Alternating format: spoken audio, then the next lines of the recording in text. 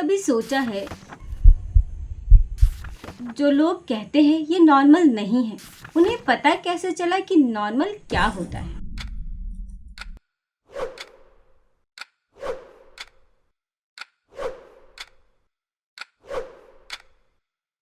हर घर में एक इनविजिबल रूलर होती है। शादी की सही एज, सही हाइट, सही करियर, सही वेट, कोई ना कोई तुम्हें बता ही देता है ये नॉर्मल है या नहीं। ये रूल बनाई किसने थी और क्या उसने कभी तुमसे पूछा भी था? By the end of this video, you will never think about the word normal the same way again. Hi, मैं हूँ तबस्सुम और ये है अनरैपिंग लेबल्स, जहाँ हम नाम और लेबल्स की असली कहानी खोलते हैं। आज की वीडियो 3 चीजें तोड़ेगा। पहला, नॉर्मल वर्ड सिर्फ 200 साल पुराना है, एक नया इन्वेंशन। दूसरा, एक रियल स्टोरी जहां यूएस एयर फोर्स हजारों पायलट्स में से एक भी नॉर्मल पायलट नहीं ढूंढ पाई। और तीसरी ये कि इंडिया में नॉर्मल कैसे घर के अंदर ही बना दिया जाता है बिना किसी से पूछे। तो चलो शुरू करते हैं कारपेंटर के एक औजार से।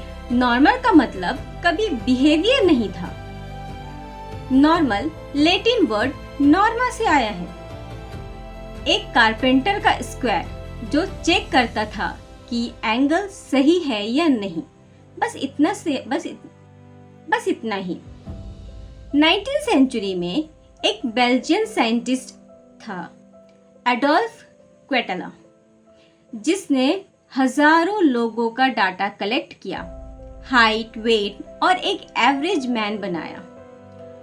उसका आइडिया सिंपल था, स्टैटिस्टिक्स के लिए एक रेफरेंस पॉइंट, पर दुनिया ने उसका एवरेज उठाकर आइडियल बना दिया। जो सिर्फ एक नंबर था वो अब गोल बन गया। अब इंडिया देखो, हमारे पास अपना खुद का एवरेज मैन है, बायोडाटा वाला, सही हाइट, सही कॉम्प्लेक्शन, सही सैलरी, सही कास्ट, सब बॉक्सेस। कोई साइंटिस्ट नहीं बनाएगा उसे। रिश्तेदारों ने जनरेशन्स में चुपचाप बना दिया और हम सब किसी ना किसी तरह उस बायोडाटा के अगेंस्ट मेजर होते रहते हैं, चाहे शादी का हो या नहीं।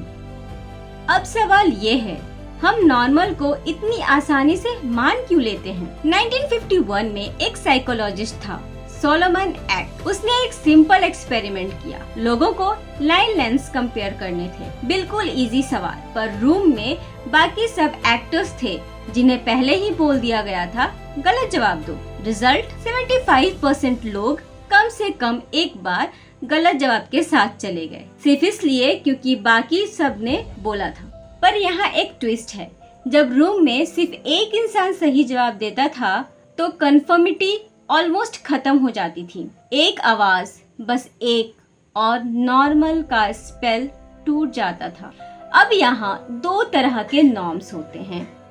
फर्स्टली डिस्क्रिप्टिव, जिसका मतलब होता है लोग क्या करते हैं, और इंजक्टिव, मतलब लोग क्या अप्रूव करते हैं। इंडिया में हम दोनों से घिरे हैं, सब लोग यही करते हैं, और लोग क्या कहेंगे दोनों मिलकर एक जेल बना देते हैं। रोज की जिंदगी में भी तो यही होता है। एक लड़का अगर रात को लेट घर आता है तो लोग कहते हैं अरे लड़के हैं, नॉर्मल है। या फिर ऑफिस ही देख लो, स्मोकिंग इतनी कॉमन है कि नए लोगों को भी लगने लगता है यहाँ तो सिर्फ नॉर्मल ही है। किसी ने रूल नहीं लिखा, बस देखते ही देखते नॉर्मल बन गया। वर्ल्ड में भी ये फॉर्मूला चला है। दिबियस ने 1940s में एक एड कैंपेन से सिर्फ 15 साल में डायमंड रिंग को नॉर्मल एंगेजमेंट गिफ्ट बना दिया। उसके पहले ये ट्रेडिशन थी ही नहीं। मतलब नॉर्मल सिर्फ साइकोलॉजी नहीं है, कभी कभी ये मार्केटिंग है। अब वो कहानी जो सबसे ज्यादा चौंकाती है। 1950s में यूएस एयर फोर्स के प्लेन्स क्रैश हो रहे थे बिना किसी वजह के। उन्होंने सोचा कॉकपिट डिजाइन गलत, तो उन्होंने हजारों पायलट्स को मेजर किया। 10 अलग body dimensions, height, arm length, chest size, सब कुछ। फिर उन्होंने एवरेज पायलट निकाला और कॉकपिट उसी के अराउंड बनाया। रिजल्ट, एक भी पायलट ना एक उन सब 10 मेजरमेंट्स में एवरेज के मैच नहीं हुआ। वो एवरेज पायलट जिसके लिए पूरा कॉकपिट डिजाइन हुआ था, वो कभी एग्जिस्टेड ही नहीं था। सॉल्यूशन क्या निकला? एडजस्टेबल सीट, आज तुम्हारी कार की सीट, प्लेन की सीट, सब इसी रियलाइजेशन से आई है। ये सिर्फ एक इंजीनियरिंग स्टोरी नहीं है, ये सबूत है कि नॉर्मल एक फिक्शन है जिसे हम डिजाइन के अंदर भी डाल देते हैं। अब देखो एक बैटल की दूसरी कहानी। साइकेट्री में 1973 तक एक पूरी आइडेंटिटी को डिसऑर्डर माना जाता था, सिर्फ इसलिए क्योंकि वो नॉर्मल के अगेंस्ट थी। फिर उसे ऑफिशियली हटा दिया गया। क्यों? क्योंकि नॉर्मल की आइडेंटिटी खुद चेंज हो गई थी। अब देखो इंडिया में भी ऐसे ही एक जंग थी, फेयरनेस क्रीम इंडस्ट्रीज के अगेंस्ट।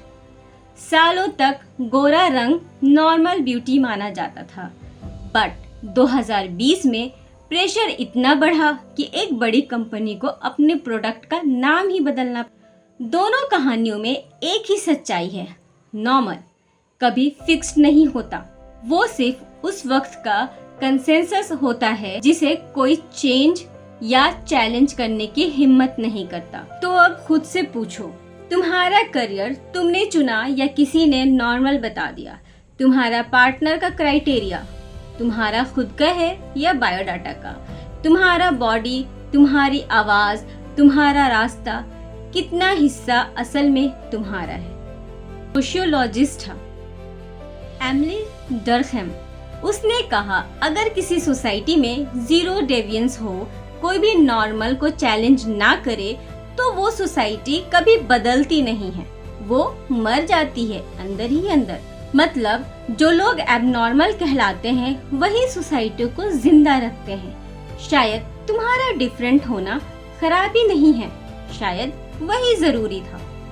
तो याद रखो, नॉर्मल एक कारपेंटर के टूल से आया था, एक स्टैटिस्टिक से बन गया और एक दबाव बन गया। एयरफोर्स को सीखना पड़ा कि एवरेज पायलट एग्जिस्ट ही नहीं करता, और शायद तुम्हें भी ये सीखना है, एवरेज तुम भी नहीं हो और हो भी नहीं सकते। अगले संडे हम एक और लेबल खोलेंगे, एक नाम जो एक पूरी जनरेशन की सपनों का साइज बदल देता है। अगर तुम्हारा नाम तुम्हारी जिंदगी की किसी लेवल की भी कहानी है तो सब्सक्राइब कर दो। हम हर संडे एक ऐसी कहानी खोलते हैं।